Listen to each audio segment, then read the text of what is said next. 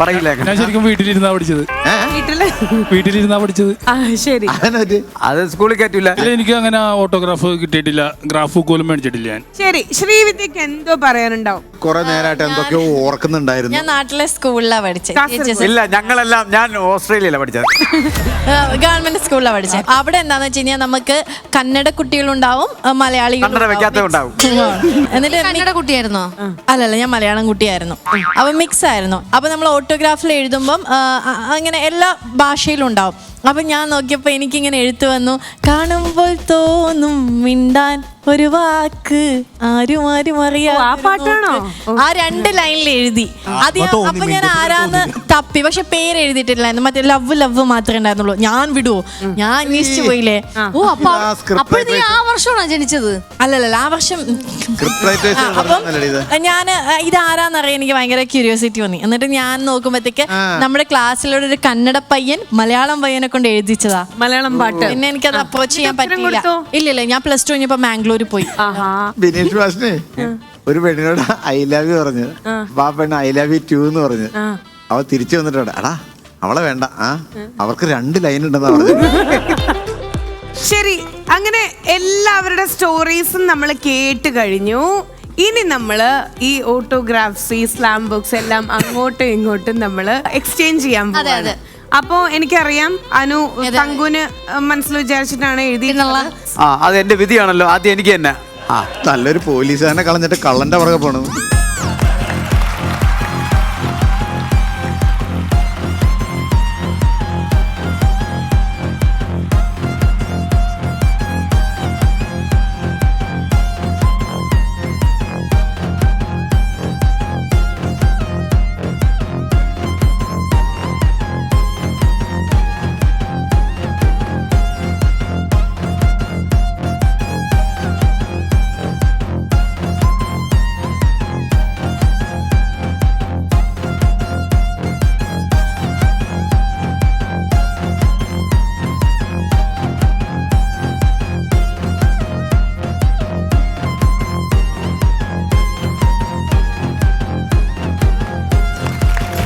പ്രായം മറന്ന് ചാടല്ല അങ്ങനെ. അടിപൊളി അടിപൊളി. ഓക്കെ. അല്ല നിനക്ക് കേരളത്തിൽ നിന്ന് ആളെ കിട്ടാത്തതാണോ തമിഴ്നാട്ടിൽ പോയ ആളെ തപ്പി? ചേട്ടാ, കേരളത്തിലെ പയ്യന്മാരെക്കാളും സൂപ്പറാണ് തമിഴ്നാട്ടിലെ പയ്യന്മാർ. ആളാണ്. ശരി, ഓക്കെ. ഇതെന്റെ അണ്ണനുള്ളതാ. അണ്ണനാ? അപ്പൊ അവന്റെ ചേട്ടനോ? തങ്കു അണ്ണ. ശരി, ഇതെന്റെ അണ്ണിക്കുള്ളത്. പിന്നെ അണ്ണാന്ന് വിളിച്ചാ തിരിച്ച് അണ്ണി.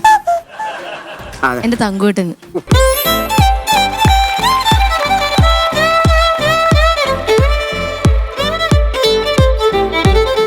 കണ്ണും പിടിക്കുന്നില്ല, റെറ്റിനും തുടച്ചിട്ട് വെച്ചടാ. അപ്പോ എന്തായാലും ഏറ്റവും ആദ്യം അനു നമ്മുടെ തങ്കുവിന് വേണ്ടിട്ട് കരുതിയിട്ടുള്ള എന്താണ്? അറിയാമോ തങ്കു ചേട്ടാ? കണ്ണ് കാണാൻ പാടില്ല എന്ന് വായിക്കാറില്ല. ഇപ്പൊ കണ്ണട വരും, എങ്ങനെ വായിക്കും? ഞാൻ വായിക്കാം തങ്കു, എല്ലാവരും ഞാൻ വായിച്ചാ പോലെ. രക്ഷപ്പെട്ടു. നീ പ്രാർത്ഥിക്കുന്ന മുത്തപ്പന് ശക്തി ഉണ്ടാ. അപ്പൊ അനു തങ്കുവിന് വേണ്ടിട്ട് ഈ ഓട്ടോഗ്രാഫ് ബുക്കിൽ എഴുതിയിട്ടുള്ള വരികൾ നിങ്ങൾക്ക് അറിയണ്ടേ? സ്നേഹമാകുന്ന തോട്ടത്തിൽ പ്രേമമാകുന്ന കപ്പ നടുമ്പോൾ അച്ഛനാകുന്ന തൊരപ്പനല്ലേ? തൊരപ്പനല്ലേ ചേച്ചി? ഞാൻ വായിക്കാം.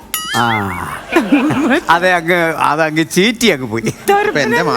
സ്നേഹമാകുന്ന തോട്ടത്തിൽ പ്രേമമാകുന്ന കപ്പ നടുമ്പോൾ അപ്പനാകുന്ന തൊരപ്പനലി മാന്താതെ സൂക്ഷിക്കാം. അതാണ് എഴുതിച്ചിരിക്കുന്നത്. എന്റെ സ്വന്തം ബ്ലഡ് കൊണ്ട് ഞാൻ എഴുതിയ ഐ ലവ് യു. നിന്റെ പിന്നെ ഈ തൊരപ്പൻ ഉദ്ദേശിച്ചത് എന്റെ തങ്കുച്ചേട്ടനാണ് കേട്ടോ. ഇതാണ് ബ്ലഡ്. ബ്ലഡിന് നീല കളർ. എന്റെ ബ്ലഡ് അല്ലേ ഐഷു? അതാ ഞരമ്പ് കടിച്ചു ഓടിക്കണേ കണ്ടായിരുന്നു. ഇനി തങ്കു അനുവിന് എഴുതിയിട്ടുള്ളത് തങ്കച്ചൻ. കണ്ടറിയാമുള്ളത് എന്തൊക്കെയാണ് എഴുതി വെച്ചേക്കണെന്ന് ആർക്കറിയാം? Front page. യെസ്. 2 വാക്കിൽ നിർത്തിയോ ചേട്ടാ? അത്രേ ഉള്ളൂ. അത്ര അറിയാവുള്ളൂ. പുഞ്ചിരിക്കുന്ന പൂവിലുമുണ്ട് ഒരു വഞ്ചനയുടെ ലാഞ്ചന. ഞാൻ വായിക്കാം.